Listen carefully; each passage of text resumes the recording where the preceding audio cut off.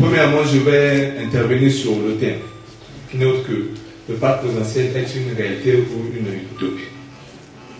La question que pose ce thème est tellement alléchante que, premièrement, je dirais ceci, que cette pacte est une réalité parce qu'elle est le reflet du vécu des Congolais. Parce que tout ce qui a été dit dans ce pacte, c'est ce que nous sommes en train de vivre.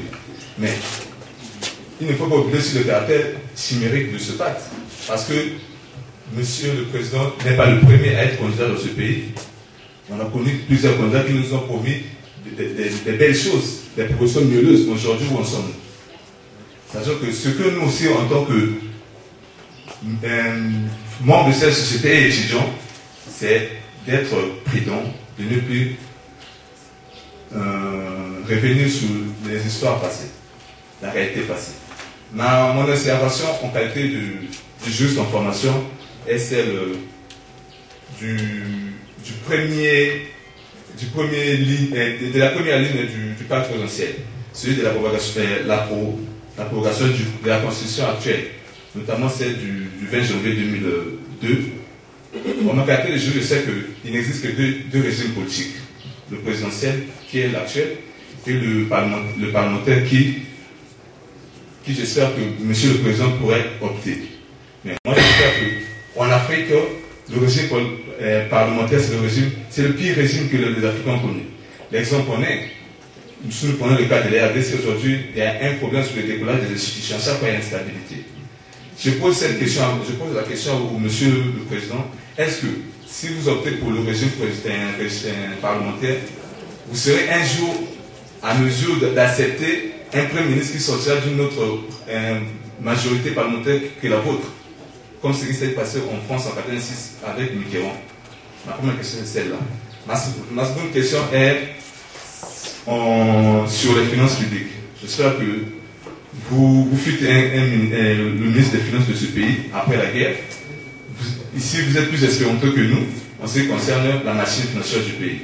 Mais je voudrais savoir, une fois élu président de la République, et avec l'expérience financière que vous en avez, quelle sera votre politique vis-à-vis des institutions internationales financières, notamment nos créanciers? Est-ce que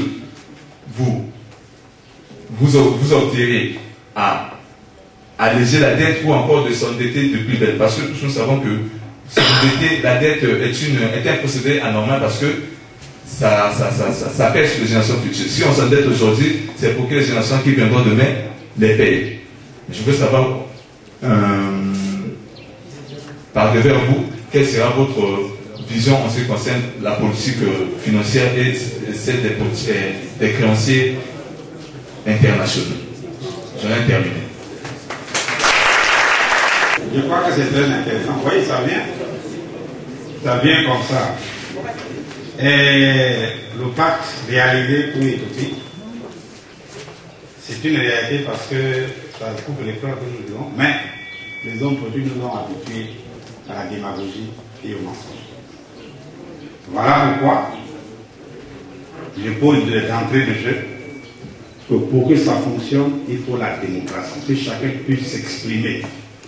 Il y a eu démagogie en Afrique parce que ce sont des dictatures qui règnent en Afrique. Vous n'avez pas la parole.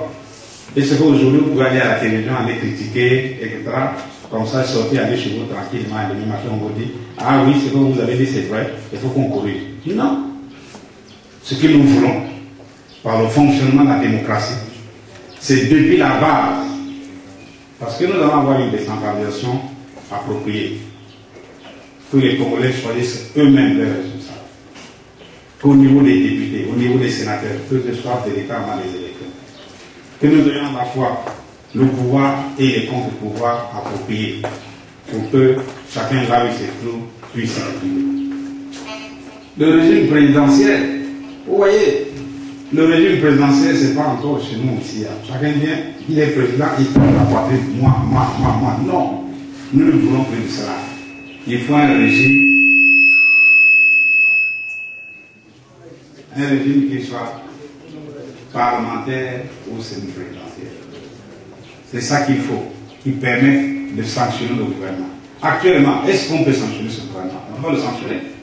Il n'y a pas de motion de censure, il n'y a rien du tout. L'Assemblée acquiesce ou ferme sa bouche. Voilà ce qui se passe aujourd'hui. Le Premier ministre a beau faire ce qu'il veut, on ne peut pas le sanctionner. Et encore, nous avons un Premier ministre qui est inconstitutionnel. Dans notre constitution d'aujourd'hui, il n'est pas privé un poste de Premier ministre. Mais le président de la République a nommé imprimément un Premier ministre. Mais les députés n'ont rien dit. Parce qu'ils n'en ont pas la possibilité. Le gouvernement pose des actes qui n'ont rien à voir avec la Constitution, mais les parlementaires acquiescent. Ils ne réagissent pas, ils ne sanctionnent pas. Or, ce que nous proposons, c'est que la sanction existe.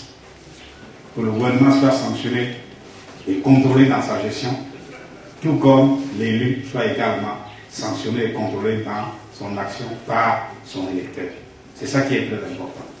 Mais si, dans ces conditions-là, et que moi, président, le gouvernement que j'ai proposé a été sanctionné par les élus du peuple, pourquoi voulez-vous que je m'oppose? Non, pas du tout.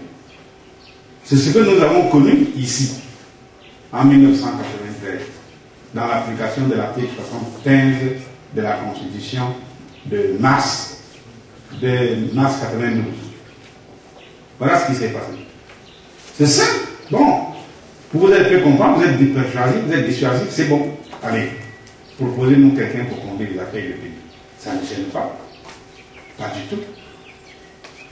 Et nous ferons de sorte que ça soit ainsi. Que les Congolais s'expriment, qu'on respecte la décision du peuple congolais. Ça ne marche pas aujourd'hui parce que les Congolais ne s'expriment pas, qu'on ne respecte pas du tout leur point de vue. Les régimes parlementaires en Afrique, mais non. Évidemment. Vous voyez, l'Afrique, c'est essentiellement les dictatures qui règnent aujourd'hui. Mais lorsque la démocratie fonctionne très bien, il n'y a pas du tout de crise politique. Il faut accepter la différence. Il faut accepter le verdict des élus. La démocratie, ce n'est pas un match, c'est pas un match de boxe. Vous avez vu ça. Les autres ont dit que vous avez raison. Il faut accepter la raison de l'autre. C'est aussi simple que ça. La démocratie, c'est parce que vous êtes dans votre village, vous pouvez élire un maire, vous avez élu la personne de votre choix, qu'on ne vienne pas vous dire que non, ce n'est pas celui-là, prenez un tel. La démocratie, c'est parce que on dit, vous voulez un député, on ne vous impose pas un député. Vous avez élu M. Tartabian, c'est lui le député, c'est pas quelqu'un qu'on impose. Or, aujourd'hui, ce qui se passe, c'est qu'on impose. Voilà pourquoi ça ne marche pas. Nous ne voulons pas de ce monsieur-là, vous pouvez nous l'imposer comme député. Comment voulez-vous que ce soit ici? Les crises en Afrique, c'est lié à ça. Parce qu'on veut imposer les gens que la barre ne veut pas. La barre ne veut pas d'eux, puis on les impose. Cessons d'imposer, vous verrez, ça va très bien marcher. Il n'y aura strictement aucun problème, puisqu'il y aura osmose entre les électeurs et les élus, entre le gouvernant et les gouvernés. En ce moment, il n'y aura pas de problème du tout. Vous voyez que les crises qui naissent en Afrique, c'est toujours au sommet, au niveau du pouvoir. Les gens à la base n'ont jamais été mêlés. C'est les petites histoires des hommes politiques, ceux qui veulent mettre en avant leur ego pour exercer leur dictature. C'est ça. Pourquoi voulez-vous qu'en Afrique, c'est toujours comme ça, non? Il y en a qui font 30 ans, 40 ans au pouvoir, alors que le peuple ne fait pas ça. C'est ça. C'est le cas de notre pays, non?